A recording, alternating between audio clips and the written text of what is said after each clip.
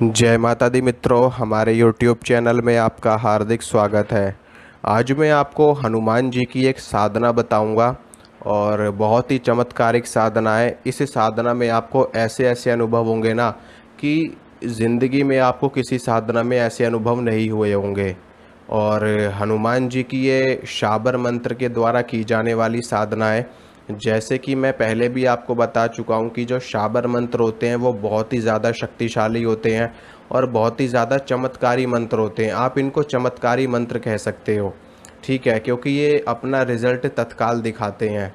अगर आप आज साधना कर रहे हो तो इसका रिज़ल्ट आपको कल देखने को मिल जाएगा, आपको आज के आज ही देखने को मिल जाएगा, आपको एक दो दिन के अंदर अंदर इनका रिज़ल्ट देखने को मिल जाता है, क्योंकि ये मंत्र कीलित नहीं होते। ठीक है, भगवान शिव ने सभी मंत्र तंत्र को कीलित कर रखा है, लेकिन शाबर मंत्र कीलित नहीं किए गए हैं। और इसी कारण से, और ये शाबर मंत्र जल्दी सिद्ध होने वाले मंत्र होते हैं। अन्य अन्य मंत्रों का आप जप करोगे 10 लाख, 12 लाख, 20 लाख, 25 लाख, 32 लाख, 50 लाख, तब जा कर के वो मंत्र पूरी तरह से सिद्ध होते हैं। लेकिन शाबर मंत्र कुछ हज़ारों की संख्या में ही सिद्ध हो जाते हैं पूरी तरह से। और जिस दिन से आप इन मंत्रों का जप करना शुरू करते हो उसी दिन से ये मंत्र अपना रिज़ल्ट दिखाना शुरू कर देते हैं। भले से आपको थोड़ा सा एक दो दिन में आपको समझ में ना आए या आपको महसूस ना हो शक्ति का, लेकिन कुछ दिनों के बाद में आपको शक्ति भी महसूस होने लगेगी। और इन मंत्रों में इतनी ज़्यादा शक्ति होती क्यों है? एक तो इसका कारण ये है कि ये मंत्र कीलित नहीं है, ठीक है, पहला कारण तो ये है। दूसरा कारण ये है कि इन मंत्रों में देवी देवताओं को दुहाई दी जाती है, उनको आन दी जाती है, उनको, यहाँ तक कि कुछ मंत्रों में तो देवी देवताओं को गालियाँ तक दी जाती हैं, ठीक है। और इसमें कई प्रकार के मंत्र होते हैं, शाबर अढ़ैया होता है और बरभर शाबर होते हैं, कई तरह की पद्धतियाँ इसमें भी होती हैं शाबर मंत्रों में भी, लेकिन विशेष रूप से इनको शाबर पद्धति कहा जाता है। और ग्रामीण भाषा में भी इन मंत्रों का इन मंत्रों का प्रचलन बहुत ज़्यादा है ग्रामीण लोगों में, यानी कि जो लोग आपने देखा होगा ग्रामीण क्षेत्रों में रहते हैं या फिर शहरी क्षेत्रों में भी इन मंत्रों का प्रचलन बहुत ज़्यादा है। और इसी कारण से है क्योंकि ये मंत्र अपना तुरंत लाभ दिखाना शुरू कर देते हैं। तो आज मैं आपको हनुमान जी का भी एक शाबर मंत्र बताऊंगा और हनुमान जी की एक साधना भी बताऊंगा। इस शाबर मंत्र से आप हनुमान जी की साधना करेंगे तो आपको हनुमान जी की शक्ति का अनुभव बहुत जल्दी होगा, शीघ्रता के साथ होगा। तो चलिए शुरू करते हैं। सबसे पहली चीज़ तो ये है कि इस साधना में आपको ब्रह्मचर्य का पालन करना होगा। और ये 41 दिनों की साधना है।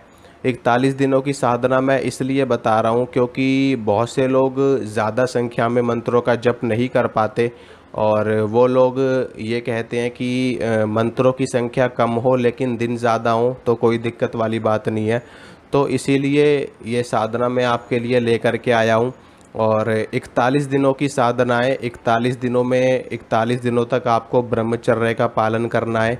जो लोग 41 दिनों तक ये साधना नहीं कर सकते वो लोग इस साधना को 21 दिनों के लिए भी कर सकते हैं, ठीक है, कोई ऐसी दिक्कत वाली बात नहीं है। आप ये साधना 11 दिन भी कर सकते हो, 21 दिन भी कर सकते हो और 41 दिन भी कर सकते हो। जितने भी दिन आपको श्रेष्ठ लगे, जितने भी दिन आपको लगे कि मैं ये साधना कर सकता हूँ, तो उतने दिन का संकल्प लेकर के आप ये साधना शुरू कर सकते हो। तो इस साधना के नियम क्या है, सबसे पहले वो आप लोग सुन लीजिए। इस साधना के नियम है, पहला नियम है ब्रह्मचर्य का पालन, ठीक है। दूसरा नियम है ज़मीन पे सोना, ज़मीन पे सोना दूसरा नियम है इस साधना का।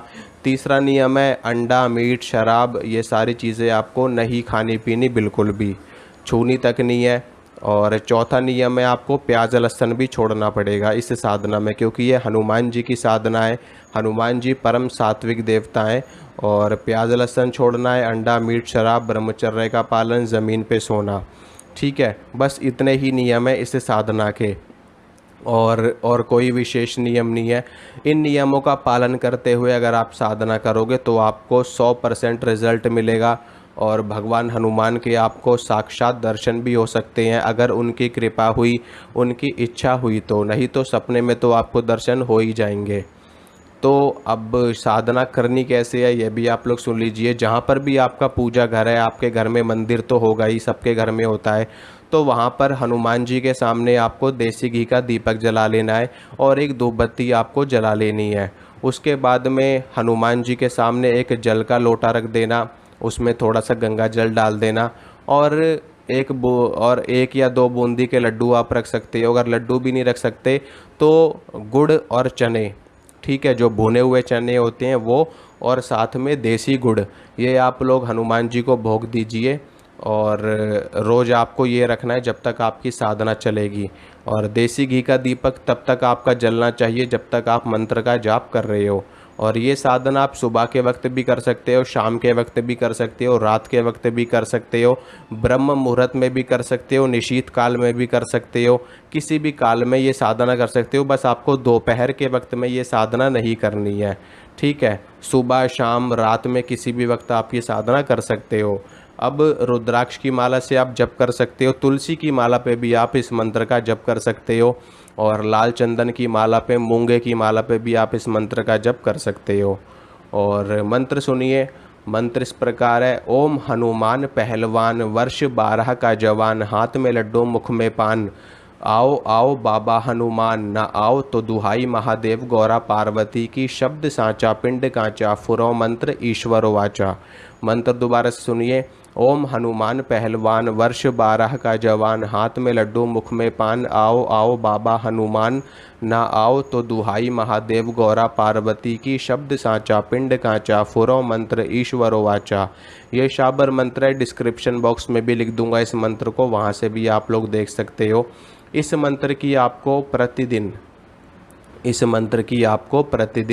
3 माला करनी है, ठीक है। 3 माला आपको प्रतिदिन करनी ही करनी है। और 21 दिनों तक आप कर सकते हो तो 21 दिनों तक करो, 11 दिनों तक कर सकते हो तो 11 दिनों तक करो, और 41 दिनों तक कर सकते हो तो 41 दिनों तक करो। वैसे कोई भी साधना पूर्ण रूप से, अगर कोई साधना की सिद्धि करना चाहता है कोई व्यक्ति, तो कम से कम 41 दिनों तक साधना करनी चाहिए। क्योंकि चंद्रमा पृथ्वी का चक्कर लगाता है और उसका चक्कर पूरा होने में महीना सवा महीने का समय लगता है। और इसी कारण से साधना भी जो हमारी होती है वो 40 दिन से लेकर के 45 दिनों तक करनी चाहिए। उसकी पूर्णता हो जाती है, साधना की पूरी सिद्धि उसकी 40 से 45 दिनों के बीच में प्राप्त होती है। और इसी कारण से हमेशा 40 दिन का चिल्ला किया जाता है, 40 दिन का चालीसा किया जाता है, 40 दिन की साधना करी जाती है, ठीक है। और हमारे हिंदू धर्म में, हमारे सनातन धर्म में एक का बहुत ही ज़्यादा महत्वपूर्ण स्थान है। तो इसीलिए, क्योंकि ब्रह्म एक ही है, परमेश्वर एक ही है, परमेश्वरी एक ही है, इसीलिए एक जोड़ दिया जाता है हमेशा नेक के तौर पे। और इससे एक पॉजिटिव वाइब्रेशन भी आती है और ये बहुत ही शुभ माना जाता है हमारे हिंदू धर्म में। इसीलिए 11, 21, 51, 41 इस तरीके से लिया जाता है। तो आप ये साधना 41 दिन की करोगे तो बहुत ही ज़्यादा उत्तम है। जो लोग 41 दिन तक नहीं कर सकते वो कम दिनों की करें। तो आशा करता हूँ ये है इसमें। और जब आप मंत्र का जप कर लोगे, मंत्र की 3 माला करने के बाद में मंत्र का जप हनुमान जी को अर्पित कर देना है और गणेश जी को प्रणाम कर लेना साधना शुरू करने से पहले, क्योंकि वो अग्र पूजा के अधिकारी हैं, रिद्धि सिद्धि के दाता हैं। तो उनको नमस्कार कर लेना, भगवान शिव को नमस्कार कर लेना, क्योंकि शाबरी विद्या भगवान शिव से ही प्रचलन में आई है। आगे जाकर के इसे मत्स्येंद्रनाथ और गुरु गोरखनाथ जी ने इसका खूब प्रचार प्रसार किया। तो भगवान शिव को प्रणाम कर लेना, भगवान गणेश को प्रणाम कर लेना। और हनुमान जी क्योंकि राम जी के सेवक हैं, वो बिना राम नाम के वो कहीं भी नहीं जाते, तो भगवान श्री राम को प्रणाम करना, भगवान श्री राम का नाम लेना 3 बार, 5 बार, 7 बार, 11 बार, जितनी बार भी आप लोग ले सको भगवान श्री राम का नाम लेना। फिर उसके बाद में हनुमान जी के मंत्र का जाप आप करो।